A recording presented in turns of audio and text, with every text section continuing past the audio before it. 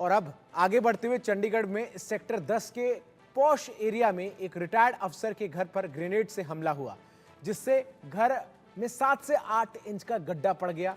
खिड़कियों के शीशे टूट गए। 3 हमलावर ऑटो से आए थे और वारदात के बाद उसी ऑटो से भाग निकले। धमाके की सूचना मिलते ही चंडीगढ़ पुलिस में हड़कंप मच गया।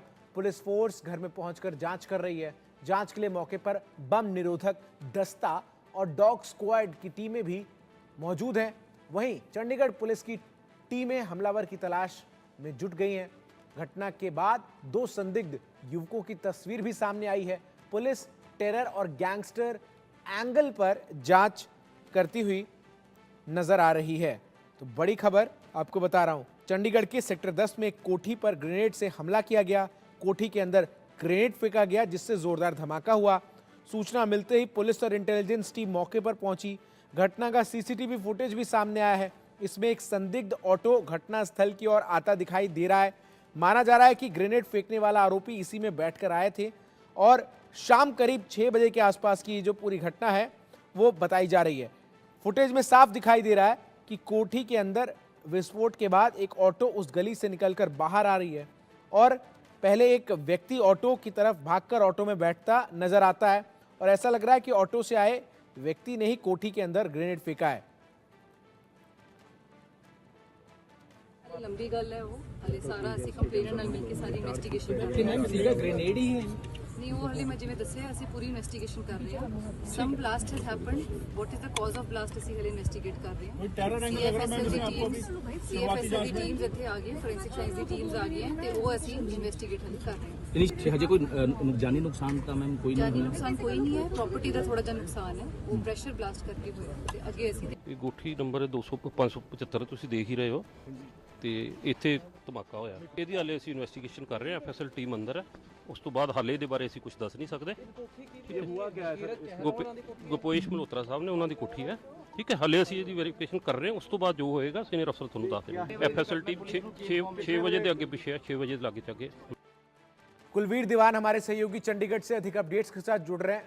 कुलवीर, अब सवाल सबसे बड़ा ये है कि चंडीगढ़ जो कि सबसे महफूज इलाकों में से एक कहा जाता है, वहां अगर इस तरीके की घटना हो रही है तो आखिर कानून व्यवस्था की क्या स्थिति है पूरे पंजाब में, ये एक बड़ा सवाल है। देखिए बिल्कुल बड़ा सवाल है, लेकिन उससे पहले मैं एक अपडेट देना चाहूँगा कि एक व्यक्ति को गिरफ्तार इसमें किया गया है, संदिग्ध व्यक्ति को गिरफ्तार इसमें किया गया है। चंडीगढ़ पुलिस ने ये बयान जारी किया है।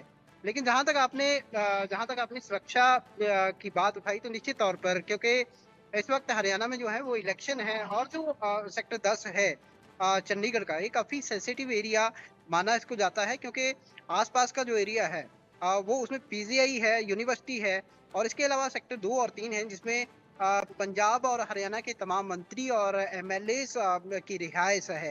यानी देखा जाए तो काफ़ी ज़्यादा सेंसिटिव एरिया जो है ये पड़ता है और इस तरह की घटना यदि इसमें हो जाती है तो निश्चित तौर पर सुरक्षा पर सवाल जो है वो उठते हैं। और जिनकी कोठी में ये ब्लास्ट किया गया है, जानकारी ये मिल रही है कि वो पंजाब पुलिस से एक रिटायर्ड एसएसपी हैं, जो जिन्होंने अपना घर हिमाचल शिमला यूनिवर्सिटी के किसी रिटायर्ड प्रोफेसर को दे रखा है। जिस वक्त ये घटना हुई उस वक्त घर में वो मौजूद थे और जैसे ही धमाका हुआ तो आसपास के जो काफ़ी घर हैं वहाँ तक इसका शोर जो है वो पहुँचा। और हालांकि इसमें कोई जानी नुकसान जो है वो नहीं हुआ, लेकिन ये बताया जा रहा है कि जो कोठी है उसको काफी ज्यादा उसके शीशे और उसके जो गमले सवाल है, क्या जिस व्यक्ति को हिरासत में लिया गया है वो वही व्यक्ति है जो हमले में शामिल था? देखिए फिलहाल पुलिस इसके बारे में जानकारी नहीं दे रही कि ये व्यक्ति कौन था जिसको हिरासत में लिया गया है और कहां से हिरासत में लिया गया है, लेकिन इतना जरूर पुलिस ने बयान जारी किया है कि एक व्यक्ति को इसमें इस मामले में हिरासत में लिया गया है। हालांकि 2 संदिग्ध लोगों के फोटोग्राफ भी सामने आ रहे हैं और जिस तरह से ब्लास्ट की एक सीसीटीवी फुटेज भी सामने आ रही है, तो तमाम जो आसपास के सीसीटीवी लगे हुए हैं, चाहे वो घरों में हैं या फिर और कमर्शियल जगहों पर हैं, वो पुलिस ने अपने कब्जे में लिए हैं ताकि जो संदिग्ध लोग हैं, जो आरोपी हैं, उन तक पहुंचने के लिए कोई सुराग जो है वो पुलिस के पास लग जाए। लेकिन फिलहाल जानकारी यही है कि एक व्यक्ति को इसमें हिरासत में लिया गया है। कुलवीर, एक सवाल तो अब ये भी उठ रहा है ना, इस तरीके से पॉश एरिया में बम फेंके जा रहे हैं, ग्रेनेड से हमला किया जा रहा है, कानून व्यवस्था किसके हवाले है? पुलिस क्या इन तमाम इलाकों में जो कि सेंसिटिव इलाके हैं, सुरक्षा व्यवस्था बंदोबस्त पुलिस की नदारत नजर आती है? अब क्या कोई एक्शन नजर आ रहा है?